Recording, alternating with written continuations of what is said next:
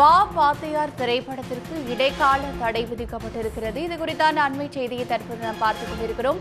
நடிகர் கார்த்திக் நடிப்பில் நாளை வெளியாக இருந்த வா வாத்தியார் படத்திற்கு இடைக்கால தடையானது விதிக்கப்பட்டிருக்கிறது.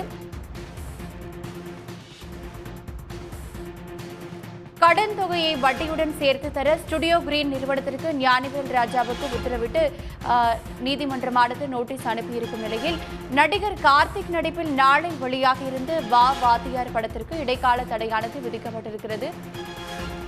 இதுகுறித்து மேலும் விவரங்களை பதிவு செய்வதற்காக சிறப்பு செய்தியாளர் ரமேஷ்குமார் இணைகிறார். ரமேஷ்குமார், விவரங்களை நீங்க பதிவு செய்யலாம்.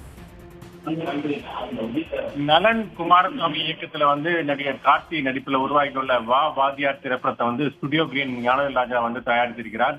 இந்த திரைப்படத்தை அதாவது நாளை டிசம்பர் 5ஆம் தேதி திரையரங்குல திரையிட படக்குழு திட்டமிட்டிருந்தது.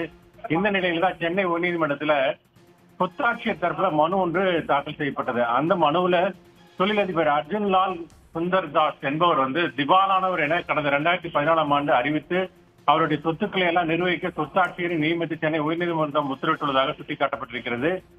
திவாலானவர் என அறிவிக்கப்பட்ட அர்ஜுன்லால் சுந்தர்தாஸிடம் இருந்து ஸ்டுடியோ கிரீன் பட தயாரிப்பு நிறுவனம் 10 கோடியே 35 லட்சம் ரூபாய் கடன் பெற்றிருந்தனர் என்றும் அந்த தொகை வட்டியுடன் சேர்த்து தற்போது 21 கோடியே 78 லட்சம் 50,000 ரூபாயாக உயர்ந்துள்ளதாகவும் தெரிவிக்கப்பட்டிருக்கிறது.